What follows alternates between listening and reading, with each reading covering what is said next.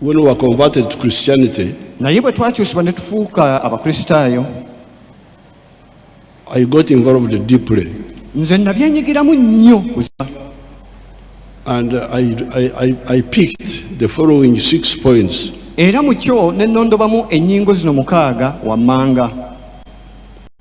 I don't have time to start my own church, but obudde bwossi bulina okutandika ekkanisa yange. if I had time, I would emphasize the 6 points. Naye singa obudde mbadde nabwo nandibadde nzikattiriza ennyingo 6 for Christianity. ez'obukristaayo. Number 1. Ennyingo esooka. And this was value addition to us because these societies, they are ancient, very strong societies. Kuno kwali kugatta muwendo ku ffe kubanga ebitundu bino oba ebitundu bino twava dda. Abantu bawano bava dda nnyo. So what I picked, what I would like to share with you kye nalondobamu kye nja okugabana nammwe oluvannyuma as crucial. Ng'ensonga enkulu ddala. The first one is resurrection. Ekisooka bakiyita okuzuukira.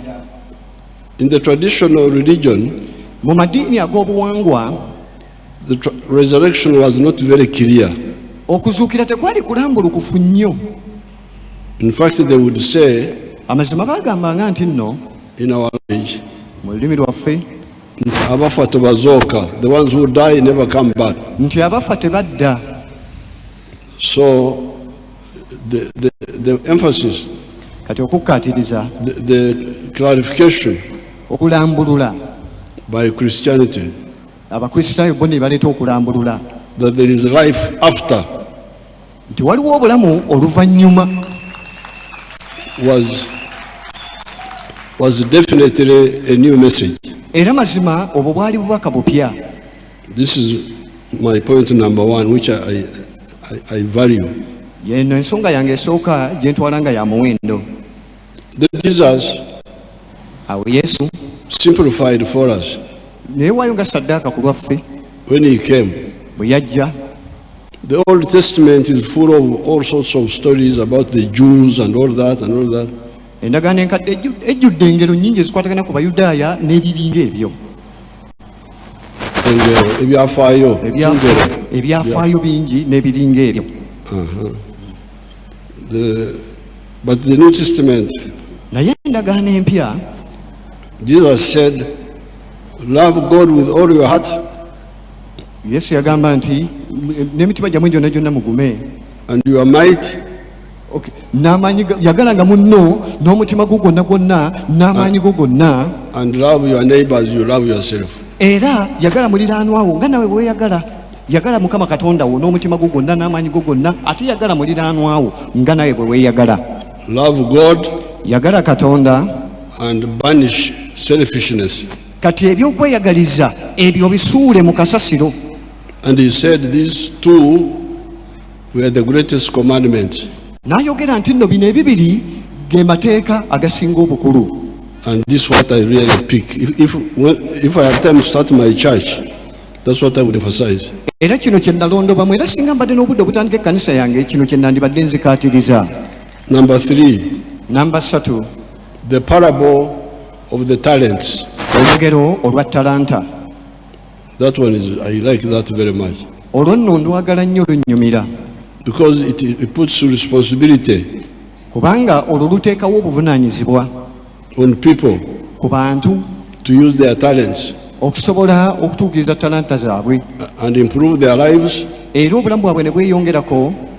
But also magnify the glory of God. Naye era ne bigulumiza ekitiibwa kya Katonda. And that goes back to the book of Genesis. Era ekyo kituzaayo mu kitabo eky'olubereberye. Where God said, multiply and fill the earth. Katonda we yagambira nti nomwekubiseemu muzaale mwale mujjuze ensi.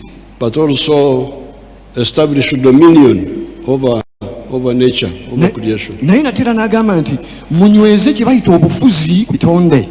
So that is my third very important off-take from the Bible. Kati mu Bayibuli eyo nayo nnyingo ndala enkulu nnyo gye nzijamu. Then number 4, eyokuna, the parable of the Good Samaritan. olugero olw'omusamaliya omulungi. You know that story. olwo olugero mulumanyi. So when I see what's going on in the world, kati bwe ndaba ebigenda mu maaso mu nsi involving people who say they are God's people, nga mwenyigiramu abantu abagamba nti ffe tuli bantu ba Katonda, I'm not impressed at all. nze sinyumirwa n'akamu. The NRM rejected this. bino eno NRM yabigaanira ddala. We believe in the parable of the Good Samaritan ffe tukkiririza mu lugero lw'omusamaliya omulungi, because kubanga this man was traveling omusajja ono yali atindigga olugendo on the road ng'ali ku luguudo, and was attacked by thieves, era bw'atyo n'alumbibwa ababbi, and they thought he was dead. ne bamukuba ne balowooza nti afudde.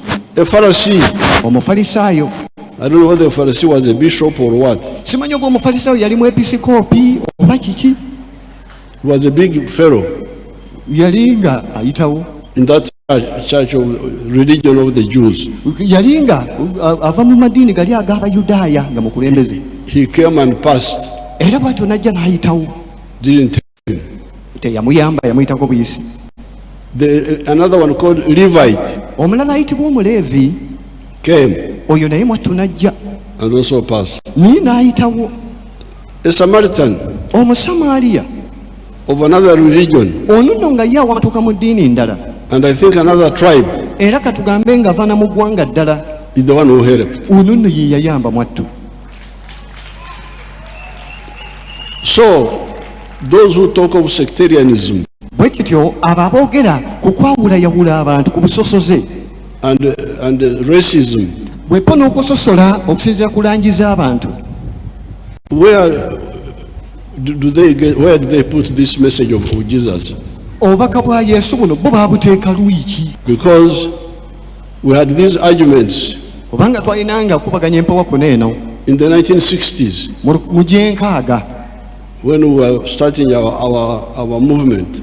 nga tutandika akadde kaffe, Because I was very active in the church also. kubanga nali mukalativu nga nali mujjumbiza ennyo mu by'ekkanisa. Nange I was in the Scripture Union. I was a president actually of the Scripture Union. mwattu nali na mukulembeze wa Scripture Union ku ssomero, But we couldn't agree with all this. naye nga bino byonna tetukkiriziganya nabyo.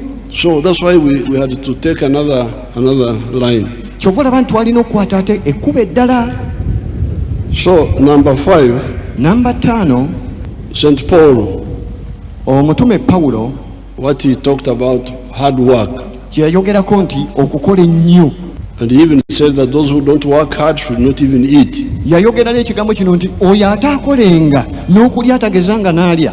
I'm glad in your declaration you are bringing this one up. Very well. I'm happy with that. Essanyu limbuganye nti mu kulangira kwe mukozi na kino nakyo mukiggyeeyo. Because in the 60s, Kubanga mu gyenkaaga we had people who were confused, twalina abantu nga batabangufu bakyankalamu, talking of, look at the birds of the air. nga bagamba ebigambo bino, laba ebbanga They neither plant nor harvest, byo tebisiga newankubadde okukungula, but God feeds them. naye ate mwattu Katonda abiriisa. We said, no, you are not birds of the air. Ne tugamba nedda mmwe temuli binyonyi bya mu bbanga, You are created on Saturday. mwe mwatondebwa lunaku lwa mukaaga. You are supposed to establish dominion over these other creatures. Muteekeddwa okunyweza obufuzi ku bitonde bino ebirala byonna. So these people are trying to justify Abantu bano baali bagezaako not hard work, baali bagezaako okuddira obutakola ennyo bakusiiga akazigo kubeere kulungi. but in the Bible, St. Paul had given a very clear message. Naye mu Bayibuli omutume Pawulo ono yali awadde obubaka obulambulukufu ddala. And even Jesus Era mwattu ne Yesu worked in the carpentry of Joseph. yakola mu bbajjiro erya Yusufu. So I don't know why this idea was. So this is my number 5.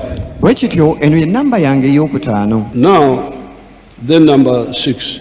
Awo nno ennamba ey'omukaaga, There is a portion of the Bible waliwo ekitundutundu ekya Bayibuli which says, nga kigamba, let your light so shine before men omusana gwammwe kagwakire abantu that they see your good deeds basobole okulaba ebikolwa byammwe ebirungi, and praise your Father in heaven. olwo ne batendereza kitammwe ali mu ggulu. Instead of engaging in controversies, Kale mu kifo ky'okwenyigira mu bikontana, over which religion is correct, the other one is not correct, this one is correct.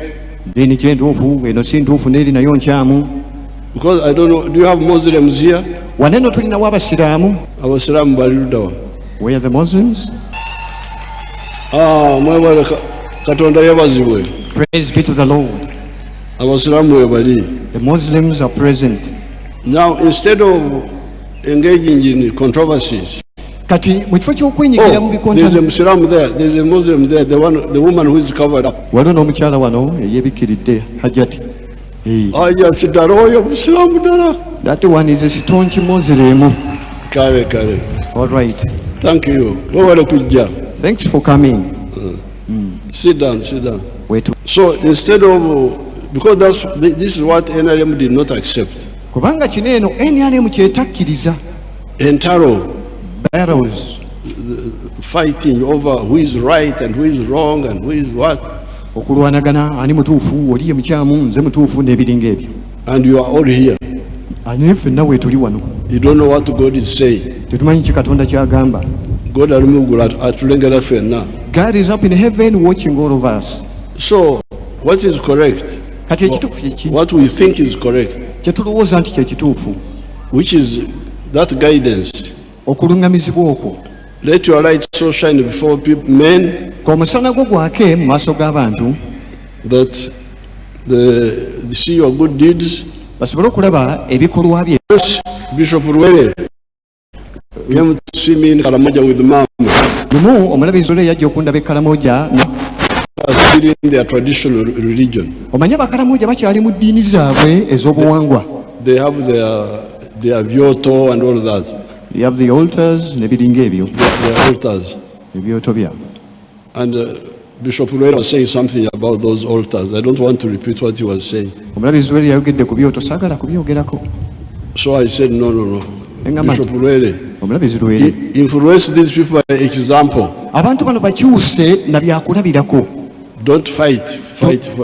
Tolwana. So that's my 6th point. Kati eyo ennyingo yange ey'omukaaga.